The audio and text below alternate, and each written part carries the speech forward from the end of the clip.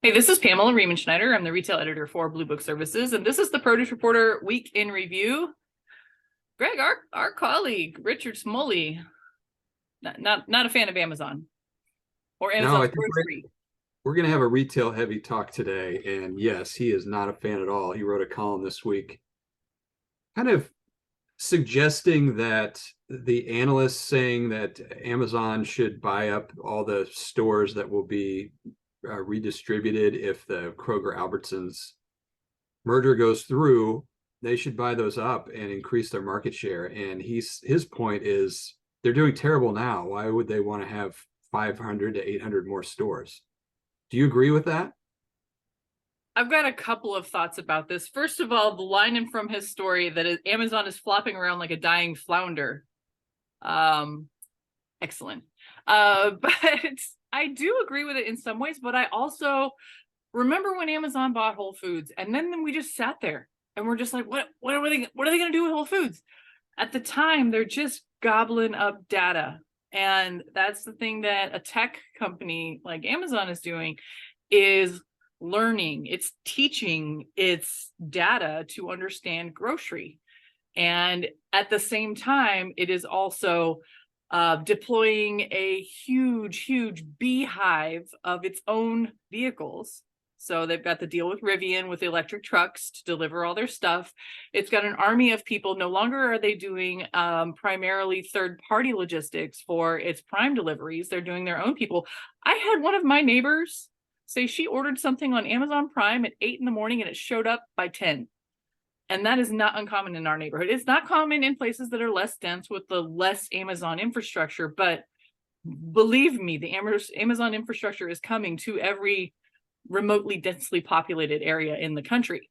So getting physical stores where they're going to sell physical groceries, only, especially in California, because that's where we see a lot of the divestitures being talked about, will only increase Amazon's sticky web over the area that it wants to saturate. And if we look at the other news from Walmart this week, is that they started to put in the micro fulfillment center into one of its stores in Arkansas. So we've got automated micro fulfillment. They need space for that. They need physical locations to really ramp up their presence in grocery, because they're not going to do it with half a dozen stores in the Chicago area in one of the most densely populated. When I'm talking about independent grocers, it's such a quirky market. Chicago is not where you start a new chain. Honestly, it's where people have their ways of shopping. So I can see where they're playing the longest game on this, and I don't see them going, oh, never mind, grocery's not going to work. I can see them tinkering around with it and gobbling up as much data as they can while they work on their physical infrastructure and their logistics infrastructure. And then all of a sudden, boom, we just see them pick up a couple hundred stores in California, and it's totally normal in California to buy everything you want on Amazon.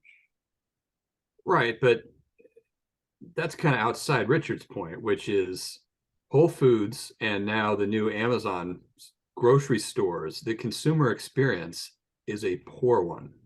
Yeah.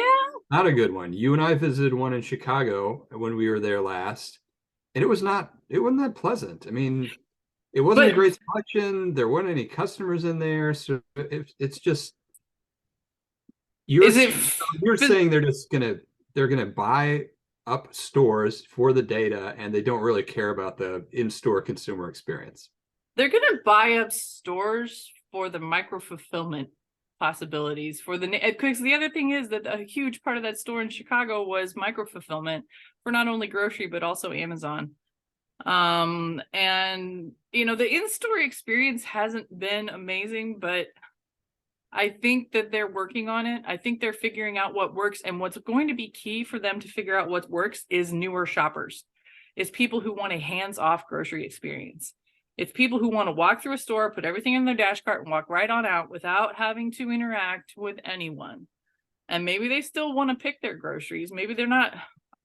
Okay, full disclosure. Well, I it's hate shopping. cheaper that way. I hate shopping for groceries online. I don't do it. And, I would rather go into a store, but would I rather like have to deal with all the stuff that happens when you go in the grocery store, or do I want to just like and go through there and just zip out the door? The checkout experience is one of the most frustrating parts of the grocery store. So I feel like they have some opportunities to make this experience better if they can make it work. Well, what about two discount groups on either ends of the spectrum, kind of Walmart and Aldi? They've been jamming in self-checkouts, and you can go into either of those stores and not talk to a single person and scan it all, and you're out the door. And that's pretty easy. Yep. And it's not that easy with those scanner carts at Amazon because it's too new, it's frustrating. I mean, is it going to be that much easier once those things become omnipresent and we know how to use them? I don't know that's going to be that much easier. I don't know if it's going to be that much easier, but I do know that, the Walmart self-checkout thing experiments forcing us into doing that is, they're not giving us a choice. They're just going to do it, and they're not going to go back from it unless they suffer so many issues with sweethearting and retail theft that they go crawling away from it. So I really think that the younger shoppers, the newer shoppers are going to be the ones that are pushing the Amazon into the grocery, because they're going to own every part of our experience. Last night, I told my husband we share a grocery app on our phones, and I was like, I just want one that works with Alexa. And he's like, why not Siri? Because we have Apple phones. And I was like, because Alexa's in my kitchen listening to me, and I can just say, hey, Alexa, we need Parmesan cheese. It's a And Siri do that? I could, but it's in my pocket, and I'm not actually, because I don't have the Apple Home. I have the Alexas. I mean, If you just put it on the counter and do if the same thing. what my kids watched last week, they watched Wall-E, and the other part of me is just like, one of these days we're all going to be those helpless people on the big ship, and the robots are going to be taking care of us, and we won't even do anything anymore, like Wall-E. And it's going to be Amazon that's going to push us to that. But in the meantime, I just want my grocery list to be easier, and I just want to like walk through the store and throw everything in a cart, and not have to have someone say, please place your item in the bagging area. Well, it's not someone saying that. They say that at Walmart. It's a robot. It's not a person. Right. But we have, and going along with Richard's story, I've been digesting this story for a couple of weeks now. Wall Street Journal has a really good grocery and Amazon story, why Amazon isn't checking out of groceries. And all of their points are similar to what we've been talking about, but they had a fantastic chart in here of the US grocery market share. And would it surprise you, and I guess in light of another stat that we got last week, that Walmart, including Sam's Club, is so far ahead of everyone else. 30% of the US grocery market share. And the next closest one is Kroger at 10%. And also we had that story where Walmart also gets 26% of SNAP dollars. But the part of the thing down here, Amazon and Whole Foods gets about 3% compared to Publix at 5%. But the two down at the bottom of this chart at number, let's see, 1, 2, 3, 4, 5, 6, 7, 8, 9. Oh, it's 10. The 9 and 10 of the top 10 grocery market share, Aldi and Dollar General.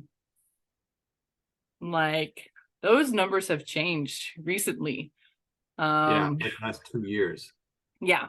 And that is part of Aldi's plan. Remember, Aldi said we want to be in the top 3.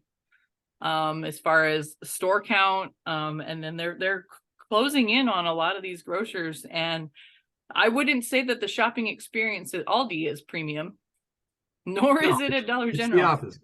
Right. But people are going there, and people really enjoy what they're getting. So managing expectations and making it convenient to also pick up the thing that you ordered, the widget or the gizmo that you ordered on Amazon. If you're, I got to be there to pick up my groceries anyway, or I got to be there to go pick up my new mop. I might as well go pick up some fresh groceries. I can see it now. I think it's possible. I don't know. it hasn't worked for Target. Right. Target's got different problems. Target has fresh issues. Target has a deal with home decor that not everyone wants anymore. Getting so deep into the home decor thing for Target is very, very risky, because one day it's shiplap and giant clocks, and the next day we're looking at, yellow chairs and something else. And all of that stuff changes too quickly, and they've already got too much infrastructure in their stores dedicated to those kinds of things. And then we're not even getting into the prairie dresses and things like that. So their problems are not related to the same things. But Dollar General, though, to even see them on the top 10 list in grocery market share is just amazing in a way, because I've been talking about, hey, Dollar General is adding produce to stores. Oh, did you hear about that? And it was like half a dozen stores, and I couldn't find a single one that had it. And now it's closing in on 3,000 stores. And the biggest thing that I brought up at the very beginning of this was, I'm not sure Dollar General can handle it because of their low labor model. And they just got dinged this week by the Department of Labor for violations. So not surprising. And that's where their trouble is going to come from. If they try to do too many things too quickly without taking care of the perishable food, then people will turn their backs on them. Yeah, it's no use in having it there if you're not going to do it competently. You don't even have to do it well, but you have to do it well enough. Right. And maybe it's not the grocery that they're having problems with the labor issues. What you see on stories on social media, on the internet, is they can't keep up with out of stocks and unopened stuff in the aisles, and just not staffing stores appropriately. But if they can figure that out, they got almost 20,000 stores in the US, especially in rural food deserts. Tremendous impact. The same thing with Walmart, though. Walmart, I think, is within 10 miles of 90% of the people that live in the United States. Yeah, So, and that stat, that 30% is not so shocking. yeah, right. One more retail news nugget that's kind of related to this. We're seeing Aldi and Dollar General grow tremendously. We're seeing Whole Foods kind of maybe not tremendously growing anymore. Publix is pulling the plug on its GreenWise banner. And I don't know if you ever saw a GreenWise store. I made a specific trip to Tampa. I was there for the Southeast Produce Council. I rented a car and had to go see the first GreenWise store that they put in. And it was very Whole Foods-ish. So it seems like Publix is like, yeah, never mind. Let's just focus on our core legacy stores. They've got a new store format that they're adding. It's like a numbered format that they're adding some of these attributes to, like the kombucha on tap and that kind of stuff. But I don't really think it's surprising that Publix is dropping a premium banner, given the growth of discounters and the overall economy, and it's trending. It seems like this is a good time, if not sooner, to be launching a discount banner rather than a premium banner, right? No, I mean getting out of this one. Yeah. Right. I mean, every single holiday we have coming up, ever since we started seeing inflation really go up, almost every grocer has sent us press releases saying, hey, you can get your Memorial Day stuff for less here. And what I find really interesting is that the latest one from Kroger, or even I think it was Mother's Day and Easter, they're giving you certain dollar amounts per person that you can spend. Hey, if you want to spend $4 a person, here's the menu that you can buy at Kroger to feed everyone at your Easter celebration or something like that. I think that's really smart marketing, especially when we're talking about people budgeting and trying to, people want to celebrate, but they recognize their limitations. And they are smart in putting it terms that consumers can understand. Exactly. Like this one from Kroger, it was $5, $7.50, $10 per 10. So I mean, the math's pretty easy there. Yeah, for sure. It's easy for consumers to put in their mind, like, okay, I got that. It's almost borrowing from the fast food and the dollar menu that no longer exists at McDonald's. Hey, if they're not going to do it anymore, we are. I think Wendy's is the last holdout with the $4, the what was it, consistent pricing moment. I don't even, the 4 for $4 thing. I I don't think know it's the grab bag or something. something like that. I don't know, but the keying it to a dollar amount and going, hey, you can save money and be cheap here. Definitely right within the wheelhouse for grocers. Really smart. And it's not surprising we keep seeing those. All right, well, that's it for the Produce Reporter Week in Review. If you are not getting the Produce Reporter newsletter, you need to go to producebluebook.com and sign up. And speaking of premium fruit. Oh, yes. We'll see some of that later. Look at how pretty they are.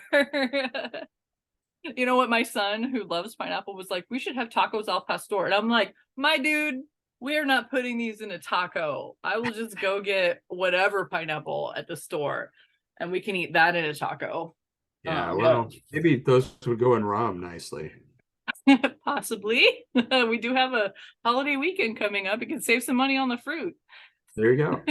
All right. See ya.